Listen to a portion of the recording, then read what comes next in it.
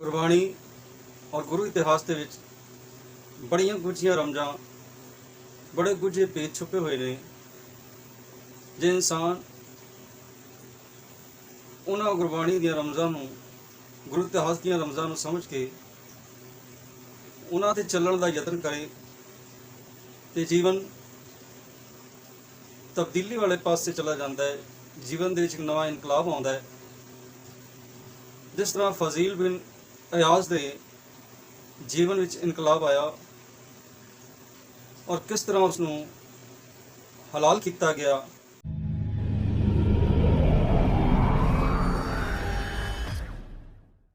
ਔਰ ਸਭ ਤੋਂ ਪਹਿਲਾਂ ਗੁਰੂ ਬਖਸ਼ਿਸ਼ ਕੀਤੀ ਹੋਈ ਫਤਿਹ ਪ੍ਰਵਾਨ ਕਰਨੀ, ਗੱਜ ਵੱਜ ਕੇ ਬੁਲਾਓ ਫਤਿਹ। ਵਾਹਿਗੁਰੂ ਜੀ ਕਾ ਖਾਲਸਾ, ਵਾਹਿਗੁਰੂ ਜੀ ਕੀ ਫਤਿਹ।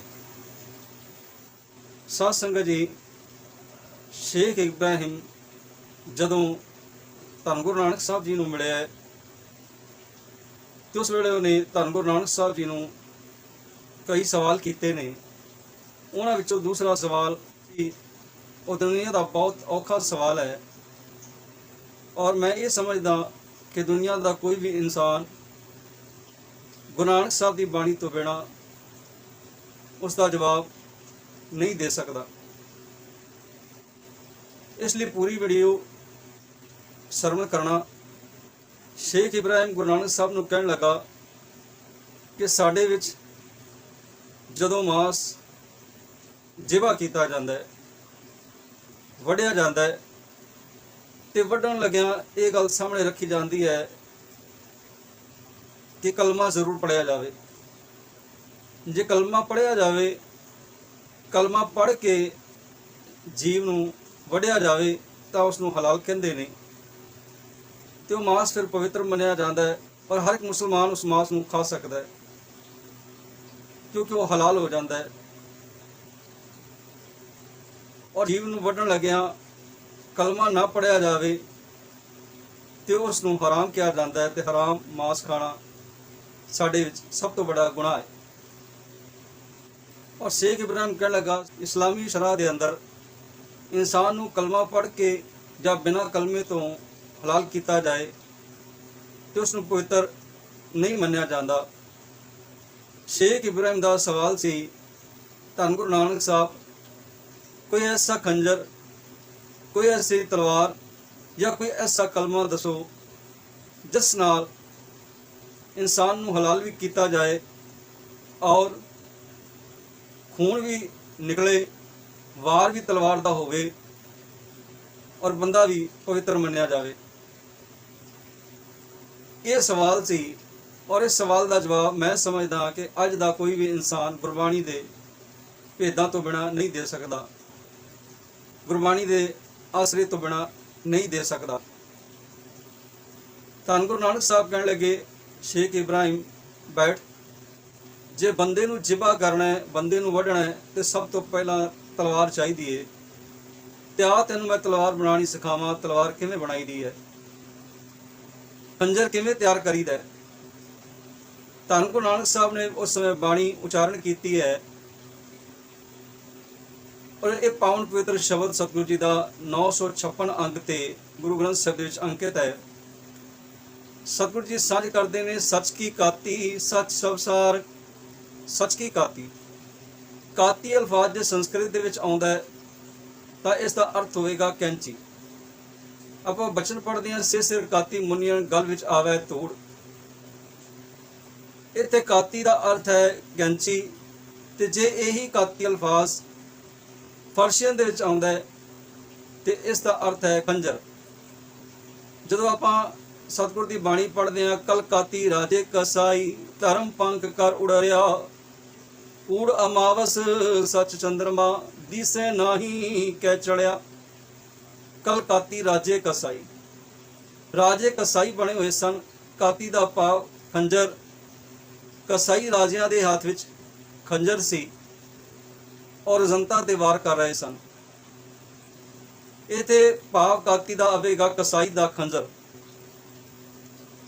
ਫਿਰ ਇੱਕ ਵਾਰੀ ਦੁਹਰਾ ਦਿਆਂ, ਕਾਤੀ ਅਲਫਾਜ਼ ਜੇ ਸੰਸਕ੍ਰਿਤ ਦੇ ਵਿੱਚ ਆਉਂਦਾ ਹੈ ਤੇ ਇਸ ਦਾ ਅਰਥ ਹੋਵੇਗਾ ਕੈਂਚੀ। ਜੇ ਕਾਤੀ ਅਲਫਾਜ਼ ਫਰਸ਼ੀਅਨ ਦੇ ਵਿੱਚ ਆਉਂਦਾ ਹੈ ਤੇ ਫਿਰ ਅਰਥ ਹੋਵੇਗਾ ਖੰਜਰ।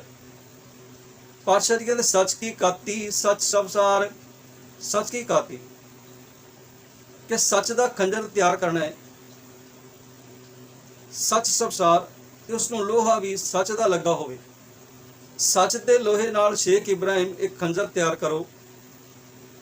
ਕਾੜ ਤੇ ਤਿਸਕੀ ਅਪਰਪਾਰ, ਕਾੜ ਤੇ ਉਸਦੀ ਸੋਹਣੀ ਹੋਵੇ, ਸੁੰਦਰ ਹੋਵੇ, ਇੱਕ ਸੁੰਦਰ ਖੰਜਰ ਤਿਆਰ ਕਰੋ। ਔਰ ਉਹ ਖੰਜਰ ਸੱਚ ਦੇ ਲੋਹੇ ਦੇ ਨਾਲ ਤਿਆਰ ਕਰਨਾ ਹੈ, ਉਸ ਨੂੰ ਸੱਚ ਦਾ ਖੰਜਰ ਕਿਹਾ ਜਾਵੇਗਾ। ਸੱਚ ਕੀ ਕਾਤੀ ਸੱਚ ਸਬਸਾਰ, ਕਾੜ ਤਿਸਕੀ ਅਪਰ ਅਪਾਰ, ਸ਼ਬਦੇ ਸਾਣ ਰਖਾਈ ਲਾਏ। ਹੁਣ ਸੱਚ ਦਾ ਖੰਜਰ ਤਿਆਰ ਕੀਤਾ, ਸੱਚ ਦੇ ਲੋਹੇ ਦੇ ਨਾਲ ਤਿਆਰ ਕੀਤਾ, ਤੇ ਫਿਰ ਉਸ ਨੂੰ ਤਿੱਖਾ ਕਰਨਾ ਹੈ। ਤੇ ਸਤਿਗੁਰੂ ਕਹਿਣ ਲੱਗੇ ਸ਼ਬਦ ਦੇ ਰਾਹੀਂ ਉਸ ਨੂੰ ਤਿੱਖਾ ਕਰੋ, ਸ਼ਬਦ ਦੀ ਸਾਣ ਤੇ ਰੱਖ ਕੇ ਉਸ ਨੂੰ ਤਿੱਖਾ ਕਰੋ। ਸ਼ਬਦ ਦੇ ਸਾਣ ਰਖਾਈ ਲਾਏ, ਗੁਣ ਕੇ ਥੈਕੇ ਵਿੱਚ ਸਮਾਏ। ਮੁਲਤਾਨੀ ਭਾਸ਼ਾ ਦੇ ਅੰਦਰ ਮਿਆਨ ਨੂੰ ਕਹਿੰਦੇ ਨੇ ਥੈਕਾ। ਸ਼ਬਦ ਦੇ ਸਾਣ ਰਖਾਈ ਲਾਏ, ਗੁਣ ਕੇ ਥੈਕੇ ਵਿੱਚ ਸਮਾਏ। ਕਹਿੰਦੇ ਗੁਣਾ ਦੀ ਮਿਆਨ ਤਿਆਰ ਕਰੋ, ਗੁਣਾ ਦੀ ਮਿਆਨ ਤਿਆਰ ਕਰੋ ਤੇ ਉਹਦੇ ਵਿੱਚ ਤਲਵਾਰ ਰੱਖੋ। ਇਬਰਾਹਿਮ ਇਸ ਤਰ੍ਹਾਂ ਤਲਵਾਰ ਤਿਆਰ ਹੁੰਦੀ ਹੈ। ਇਸ ਦੇ ਨਾਲ ਅਗਰ ਅਸੀਂ ਇਨਸਾਨ ਤੇ ਵਾਰ ਕਰਾਂਗੇ ਤੇ ਉਹਦੇ ਚੋਂ ਖੂਨ ਵੀ ਨਿਕਲੇਗਾ ਤੇ ਉਸ ਨੂੰ ਪਵਿੱਤਰ ਵੀ ਮੰਨਿਆ ਜਾਵੇਗਾ। ਹੁਣ ਵੇਖੋ, ਤਲਵਾਰ ਤਿਆਰ ਕਰਨ ਦੇ ਲਈ ਸੱਚ ਦਾ ਖੰਜਰ ਤਿਆਰ ਕਰਨਾ, ਉਹਦੇ ਲਈ ਸੱਚ ਦਾ ਲੋਹਾ ਹੋਵੇ, ਔਰ ਸ਼ਾਨ ਜਿਹੜੀ ਉਹ ਸ਼ਬਦ ਦੀ ਲਾਈ ਜਾਵੇ, ਔਰ ਗੁਣ ਕੇ ਥੈ ਕੇ ਗੁਣਾ ਦੀ ਮਿਆਨ ਹੋਵੇ, ਜਿਹਦੇ ਵਿੱਚ ਉਹ ਤਲਵਾਰ ਰੱਖਣੀ ਹੈ, ਉਹ ਖੰਜਰ ਰੱਖਣਾ। ਗੁਣ ਕੇ ਥੈ ਕੇ ਵਿੱਚ ਸਮਾਏ, ਤਿਸ ਦਾ ਕੁਠਾ ਹੋਵੇ ਸ਼ੇਖ, ਲੋਹੂ ਲੱਭ ਨਿਕੱਥਾ ਵੇਖ। ਸਤਿਗੁਰੂ ਜੀ ਕਹਿਣ ਲੱਗੇ ਵੇਖ ਤਿਸ ਦਾ ਕੁਠਾ ਹੋਵੇ ਸਿੱਖ। ਇਸ ਤਲਵਾਰ ਦੇ ਨਾਲ ਜਦੋਂ ਉਸ ਤੇ ਵਾਰ ਕੀਤਾ ਜਾਏਗਾ ਇਨਸਾਨ ਦੇ ਉੱਤੇ, ਤੇ ਇਨਸਾਨ ਹਲਾਲ ਹੋ ਜਾਏਗਾ, ਇਨਸਾਨ ਦਾ ਸਿਰ ਵੜਿਆ ਜਾਵੇਗਾ। ਤੇ ਜਦੋਂ ਸਿਰ ਵੜਿਆ ਜਾਏਗਾ, ਅੰਦਰੋਂ ਮਾਇਆ ਦਾ, ਲੱਭ ਦਾ, ਲੋਭ ਦਾ, ਕੂੜ ਦਾ ਉਹ ਸਾਰਾ ਖੂਨ ਬਾਹਰ ਨਿਕਲ ਜਾਏਗਾ, ਅੰਦਰ ਪਾਵਨ ਹੋ ਜਾਏਗਾ, ਅੰਦਰ ਪਵਿੱਤਰ ਹੋ ਜਾਏਗਾ। ਜਿਸ ਦਾ ਕੁੱਠਾ ਹੋਵੇ ਸਿੱਖ, ਲੋਹੂ ਲੱਭ ਨਿਕੱਥਾ ਵੇਖ। ਹੋਏ ਹਲਾਲ ਲਗੇ ਜਾਏ। ਕਲੇ ਇਸ ਤਰ੍ਹਾਂ ਬੰਦੇ ਨੂੰ ਹਲਾਲ ਕੀਤਾ ਜਾਂਦਾ ਹੈ। ਹੱਕ ਜਾਏ, ਹੱਕ ਦਾ ਮਤਲਬ ਸੱਚ ਦੇ ਵਿੱਚ ਉਹ ਬੰਦਾ ਸਮਾ ਜਾਂਦਾ ਹੈ। ਨਾਨਕ ਦਰ ਦੀਦਾਰ ਸਮਾਏ। ਕਲੇ ਫਿਰ ਉਸ ਨੂੰ ਪ੍ਰਮਾਤਮਾ ਦੇ ਦਰਸ਼ਨ ਹੋ ਜਾਂਦੇ ਨੇ, ਸਤਿਗੁਰ ਦੇ ਦਰਸ਼ਨ ਹੋ ਜਾਂਦੇ ਨੇ। ਇਸ ਤਰ੍ਹਾਂ ਬੰਦਾ ਹਲਾਲ ਹੋ ਜਾਂਦਾ ਹੈ। ਵੇਖ ਸੱਚ ਦੀ ਤਲਵਾਰ ਹੈ, ਸੱਚ ਦੀ ਤਲਵਾਰ ਦੇ ਨਾਲ ਜਦੋਂ ਵਾਰ ਕੀਤਾ, ਉਹਦੇ ਅੰਦਰੋਂ ਸਾਰਾ ਲਹੂ ਮਾਇਆ ਦਾ ਬਾਹਰ ਨਿਕਲ ਗਿਆ, ਮਾਇਆ ਦਾ ਪ੍ਰਭਾਵ ਸਾਰਾ ਬਾਹਰ ਨਿਕਲ ਗਿਆ, ਤੇ ਉਸ ਤੋਂ ਬਾਅਦ ਬੰਦਾ ਪਵਿੱਤਰ ਹੋ ਗਿਆ। ਤੇ ਐਸੇ ਬੰਦੇ ਨੂੰ ਫਿਰ ਹਲਾਲ ਕਿਹਾ ਜਾਂਦਾ ਹੈ। ਤਾਲੀਬੇ ਅਰਬ ਦੇ ਵਿੱਚ ਇੱਕ ਸਾਖੀ ਆਉਂਦੀ ਹੈ, ਔਰ ਉਹ ਸਾਖੀ ਹੈ ਇਸਲਾਮ ਦੇ ਮਹਾਨ ਸੰਤ ਫਜ਼ੀਲ ਬਿਨ ਅਯਾਜ਼ ਦੀ। ਫਜ਼ੀਲ ਬਿਨ ਅਯਾਜ਼ ਜਿੰਨਾ ਵੱਡਾ ਮਹਾਂਪੁਰਸ਼ ਹੋਇਆ ਇਸਲਾਮ ਧਰਮ ਦਾ, ਉਤਨਾ ਹੀ ਵੱਡਾ ਲੁਟੇਰਾ ਸੀ। ਜਦੋਂ ਵੀ ਕੋਈ ਕਾਫਲਾ ਉਸ ਦੇ ਇਲਾਕੇ ਦੇ ਵਿੱਚੋਂ ਲੰਘਦਾ ਹੈ, ਕਾਫਲੇ ਦੇ ਸਰਦਾਰ ਕਿਆ ਕਰਦੇ ਸਨ, ਕਿ ਲੋਕੋ ਫਜ਼ੀਲ ਬਿਨ ਅਯਾਜ਼ ਦਾ ਇਲਾਕਾ ਆ ਗਿਆ ਤੇ ਤੁਸੀਂ ਰਸਤਾ ਮੋੜ ਲਓ, ਕਿਉਂਕਿ ਜੇ ਇਸ ਰਸਤੇ ਤੇ ਗਏ ਫਜ਼ੀਲ ਬਿਨ ਅਯਾਜ਼ ਨੇ ਸਾਰਾ ਕਾਫਲਾ ਵੀ ਲੁੱਟ ਲੈਣਾ ਤੇ ਬੰਦੇ ਵੀ ਮਾਰ ਦੇਣੇ ਨੇ। ਉਹਦਾ ਸੁਭਾਅ ਸੀ, ਚਲੋ ਲੁੱਟਣਾ ਤੇ ਠੀਕ ਹੈ, ਲੁੱਟਣਾ ਔਰ ਮੁਸਾਫਿਰਾਂ ਨੂੰ ਛੱਡ ਦੇਣਾ ਔਰ ਆਪ ਰਾਹ ਪੈ ਜਾਣਾ। ਪਰ ਫਜ਼ੀਲ ਬਿਨ ਅਯਾਜ਼ ਲੁੱਟਦਾ ਸੀ ਤੇ ਲੁੱਟ ਦੇ ਨਾਲ ਬੰਦਿਆਂ ਨੂੰ ਮਾਰ ਵੀ ਦਿੰਦਾ ਸੀ, ਕਤਲ ਵੀ ਕਰ ਦਿੰਦਾ ਸੀ, ਕਾਫਲੇ ਦੇ ਸਾਰੇ ਬੰਦੇ ਖਤਮ ਕਰ ਦਿੰਦਾ ਸੀ। ਇਸੇ ਤਰ੍ਹਾਂ ਦਾ ਇੱਕ ਕਾਫਲਾ ਫਜ਼ੀਲ ਬਿਨ ਅਯਾਜ਼ ਦੇ ਇਲਾਕੇ ਚੋਂ ਲੰਘਣ ਲੱਗਾ ਤੇ ਸਰਦਾਰ ਨੇ ਆਵਾਜ਼ ਮਾਰੀ ਹੈ, ਕਹਿਣ ਲੱਗਾ ਪੜਿਓ, ਜਿਤਨੇ ਵੀ ਮੇਰੇ ਕਾਫਲੇ ਦੇ ਸੱਜਣੇ ਸਾਰੇ ਸੁਣ ਲੋ। ਕਹਿਣ ਲੱਗੇ ਫਜ਼ੀਲ ਬਿਨ ਅਯਾਜ਼ ਦਾ ਇਲਾਕਾ ਆ ਗਿਆ ਤੇ ਆਪਣਾ ਰਸਤਾ ਮੋੜ ਲਓ, ਨਹੀਂ ਤੇ ਫਜ਼ੀਲ ਬਿਨ ਅਯਾਜ਼ ਨੇ ਕਾਫਲਾ ਵੀ ਲੁੱਟ ਲੈਣਾ ਤੇ ਕਤਲ ਵੀ ਕਰ ਦੇਣਾ ਹਰ ਇੱਕ ਨੂੰ, ਇਸ ਲਈ ਰਾਹ ਮੋੜ ਲਓ। ਫਜ਼ੀਲ ਬਿਨ ਅਯਾਜ਼ ਸਾਹਮਣੇ ਆਪੇ ਕੱਲੇ ਕੱਲੇ ਬੰਦੇ ਨੂੰ ਉਸਨੇ ਲੁੱਟਿਆ ਤੇ ਵੜਿਆ।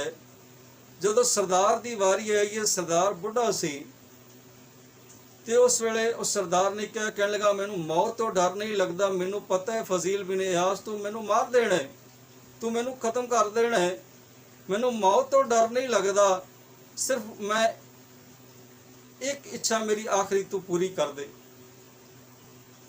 ਫਜ਼ੀਲ ਬਿਨ ਇਆਜ਼ ਸੋਚਣ ਲੱਗਾ, ਇਹ ਕਿਹੜਾ ਇੱਥੋਂ ਭੱਜਣ ਲੱਗਾ, ਇੰਨੇ ਬੰਦੇ ਆ, ਇਹ ਭੱਜੇਗਾ ਤੇ ਫੜ ਕੇ ਇਹਨੂੰ ਕਤਲ ਕਰ ਦਿਆਂਗੇ, ਭੱਜਣ ਕਿੱਥੋਂ ਲੱਗਾ, ਚਲ ਆਖਰੀ ਇੱਛਾ ਇਹਦੀ ਪੂਰੀ ਕਰ ਦਿੰਨੇ ਆ।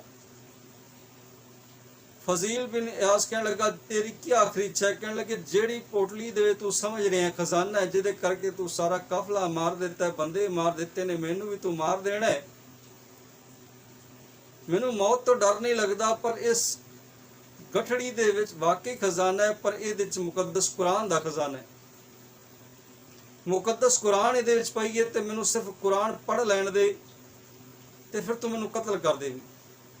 ਉਸ ਸਰਦਾਰ ਨੇ ਜਦੋਂ ਕੁਰਾਨ ਕੱਢੀਏ ਗਠੜੀ ਦੇ ਵਿੱਚੋਂ, ਉਸ ਨੂੰ ਨਸਮਸਤਕ ਹੋਇਆ। ਨਸਮਸਤਕ ਹੋਣ ਤੋਂ ਬਾਅਦ ਜਦੋਂ ਉਹਨੂੰ ਖੋਲ੍ਹਿਆ, 114 ਸੂਰਤਾਂ ਦੇ ਵਿੱਚੋਂ ਅਸਰਾਰ ਦੀ ਸੂਰਤ ਜਿਹੜੀ ਹੈ ਸਾਹਮਣੇ ਖੁੱਲ੍ਹੀ ਹੈ ਤੇ ਉਹਦੇ 'ਚ ਇਹ ਲਿਖਿਆ ਸੀ ਕਿ ਇਹ ਮਨੁੱਖ, ਜ਼ਿੰਦਗੀ ਦੇ ਵਿੱਚ ਅਗਰ ਤੂੰ ਕੋਈ ਗੁਨਾਹ ਕੀਤੇ ਨੇ ਤੇ ਮਰਨ ਵੇਲੇ ਪੂਰੇ ਹੱਕ ਦੇ ਨਾਲ, ਪੂਰੇ ਧਿਆਨ ਦੇ ਨਾਲ, ਪਛਤਾਪ ਦੇ ਨਾਲ ਅਗਰ ਤੂੰ ਖੁਦਾ ਅੱਲਾਹ ਤਾਲਾ ਦੇ ਸਾਹਮਣੇ ਅਰਦਾਸ ਕਰੇ ਤੇ ਆਪਣੇ ਗੁਨਾਹਾਂ ਦੀ ਮਾਫੀ ਮੰਗੇ ਤੇ ਤੈਨੂੰ ਖੁਦਾ ਅੱਲਾਹ ਤਾਲਾ ਵੀ ਮਾਫ ਕਰ ਦੇਗਾ।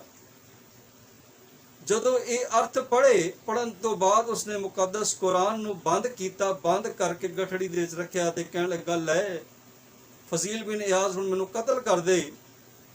ਫਜ਼ੀਲ ਬਿਨ ਇਆਜ਼ ਦੀ ਤਲਵਾਰ ਉੱਠੀ ਨਾ, ਬਲਕਿ ਮਿਆਨ ਦੇ ਵਿੱਚ ਵਾਪਸ ਚਲੀ ਗਈ। ਤੇ ਉਸ ਵੇਲੇ ਫਜ਼ੀਲ ਬਿਨ ਇਆਜ਼ ਕਹਿਣ ਲੱਗਾ ਕਿ ਸਰਦਾਰ, ਇਹ ਕਾਫਲੇ ਦੇ ਸਰਦਾਰ, ਮੈਂ ਸਾਰੇ ਕਾਫਲੇ ਨੂੰ ਮਾਰ ਦਿੱਤਾ, ਖਤਮ ਕਰ ਦਿੱਤਾ, ਇੱਕ ਤੂੰ ਬਚਿਆ ਹੈ ਔਰ ਤੂੰ ਕੁਰਾਨ ਦੀ ਆਇਤ ਪੜ੍ਹੀ ਹੈ। ਸ਼ਾਇਦ ਜ਼ਿੰਦਗੀ 'ਚ ਤੂੰ ਕੋਈ ਗੁਨਾਹ ਨਾ ਕੀਤਾ ਹੋਵੇ, ਪਰ ਫਿਰ ਵੀ ਤੂੰ ਮਰਨ ਲੱਗਿਆ ਮਾਫੀ ਮੰਗ ਰਿਹਾ ਆਪਣੇ ਗੁਨਾਹਾਂ ਦੀ ਖੁਦਾ ਅੱਲਾਹ ਤਾਲਾ ਤੋਂ।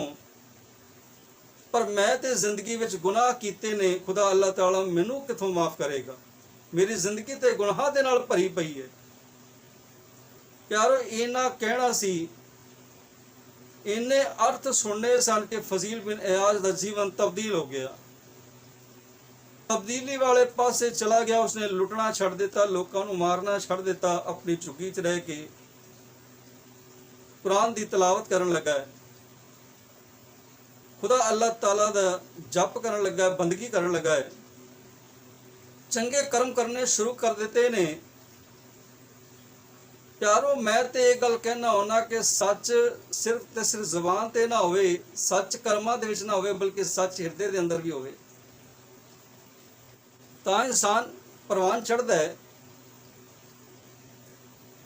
ਇੱਕ ਕਾਫਲਾ ਫਜ਼ੀਲ ਬਿਨ ਇਆਜ਼ ਦੇ ਇਲਾਕੇ ਵਿੱਚੋਂ ਲੰਘਿਆ, ਉਸ ਤੋਂ ਬਾਅਦ ਤੇ ਸਰਦਾਰ ਕਾਫਲੇ ਦਾ ਕਹਿਣ ਲੱਗਾ, ਭਲਿਓ ਰਸਤਾ ਬਦਲ ਲੋ, ਫਜ਼ੀਲ ਬਿਨ ਇਆਜ਼ ਦਾ ਇਲਾਕਾ ਆ ਗਿਆ ਹੈ। ਉਸ ਵੇਲੇ ਫਜ਼ੀਲ ਬਿਨ ਇਆਜ਼ ਆਪਣੀ ਝੁੱਗੀ ਚੋਂ ਨਿਕਲਿਆ ਹੈ ਔਰ ਸਰਦਾਰ ਕਹਿਣ ਲੱਗਾ, ਫਜ਼ੀਲ ਬਿਨ ਇਆਜ਼ ਨੇ ਲੁੱਟ ਲੈਣਾ ਹੈ, ਮਾਰ ਦੇਣਾ ਹੈ, ਇਸ ਕਰਕੇ ਆਪਣਾ ਰਸਤਾ ਬਦਲ ਲਓ। ਫਜ਼ੀਲ ਬਿਨ ਇਆਜ਼ ਝੁੱਗੀ ਚੋਂ ਨਿਕਲਿਆ, ਕਹਿਣ ਲੱਗਾ, ਤੁਹਾਨੂੰ ਰਸਤਾ ਬਦਲਣ ਦੀ ਲੋੜ ਨਹੀਂ ਹੈ, ਹੁਣ ਫਜ਼ੀਲ ਬਿਨ ਇਆਜ਼ ਨੇ ਰਸਤਾ ਬਦਲ ਲਿਆ। ਸਰਦਾਰ ਕਹਿਣ ਲੱਗਾ, ਕੀ ਆਖਿਆ ਹੀ? ਕਹਿਣ ਲੱਗਾ, ਹਾਂ, ਤੁਹਾਨੂੰ ਰਸਤਾ ਬਦਲਣ ਦੀ ਲੋੜ ਨਹੀਂ, ਬਲਕਿ ਫਜ਼ੀਲ ਬਿਨ ਇਆਜ਼ ਨੇ ਰਸਤਾ ਬਦਲਿਆ ਹੈ। ਕਹਿਣ ਲੱਗੇ, ਹੁਣ ਫਜ਼ੀਲ ਬਿਨ ਇਆਜ਼ ਕਿਸੇ ਨੂੰ ਲੁੱਟਦਾ ਨਹੀਂ, ਕਤਲ ਨਹੀਂ ਕਰਦਾ, ਇਸ ਨੂੰ ਤੇ ਮੁਕੱਦਸ ਕੁਰਾਨ ਨੇ ਕਤਲ ਕਰ ਦਿੱਤਾ ਹੈ। ਭਾਵ ਇੱਕ ਪੰਕਤੀ ਦੇ ਅਰਥ ਸੁਣੇ ਨੇ, ਜੀਵਨ ਤਬਦੀਲੀ ਵਾਲੇ ਪਾਸੇ ਚਲਾ ਗਿਆ ਹੈ। ਤੇ ਪਾਤਸ਼ਾਹ ਜੀ ਕਹਿੰਦੇ, ਜੇ ਇੱਕ ਅੱਖਰ ਇਹ ਇਨਸਾਨ ਤੇਰੀ ਜ਼ਿੰਦਗੀ ਦੇ ਅੰਦਰ ਵਸ ਜਾਏ, ਇੱਕ ਪੰਕਤੀ ਹੀ ਨਹੀਂ ਬਲਕਿ ਇੱਕ ਅੱਖਰ ਵੀ ਗੁਰੂ ਗ੍ਰੰਥ ਸਾਹਿਬ ਮਹਾਰਾਜ ਜੀ ਦਾ ਤੇਰੀ ਜ਼ਿੰਦਗੀ ਦੇ ਅੰਦਰ ਵਸ ਜਾਏ ਤੇ ਤੇਰੀ ਜ਼ਿੰਦਗੀ ਪ੍ਰਮਾਤਮਾ ਦੇ ਦਰ ਤੇ ਪ੍ਰਵਾਨ ਚੜ ਜਾਏ। ਸਤਿਗੁਰ ਦੀ ਬਾਣੀ ਪੜ੍ਹਦੇ ਆ, ਇੱਕ ਅੱਖਰ ਮੇਰੇ ਪ੍ਰਾਣ ਬਸਤ ਹੈ, ਬਹੁੜ ਜਨਮ ਨਾ ਆਵਾ। ਕਹਿੰਦੇ ਦੁਬਾਰਾ ਜਨਮ ਨਹੀਂ ਲੈਣਾ ਪਏਗਾ ਜੇ ਇੱਕ ਅੱਖਰ ਹਿਰਦੇ ਦੇ ਅੰਦਰ ਵਸ ਜਾਏ। ਤੇ ਸਤਿਗੁਰ ਕਹਿੰਦੇ ਨੇ, ਬਸ ਅੱਖਰ ਨੂੰ ਵਸਾਣਾ ਹੀ ਬੜਾ ਔਖਾ ਹੈ। ਆਖਣ ਔਖਾ ਸੱਚ ਆਣਾ, ਹਿਰਦੇ ਤੋਂ ਸੱਚ ਆਖਣਾ ਬੜਾ ਔਖਾ ਹੈ। ਜੇ ਹਿਰਦੇ ਵਿੱਚ ਸੱਚ ਆ ਜਾਏ ਤੇ ਜ਼ਿੰਦਗੀ ਪ੍ਰਮਾਤਮਾ ਦੇ ਦਰ ਤੇ ਪ੍ਰਵਾਨ ਚੜ ਜਾਂਦੀ ਹੈ, ਜ਼ਿੰਦਗੀ ਮੁਕਤ ਹੋ ਜਾਂਦੀ ਹੈ।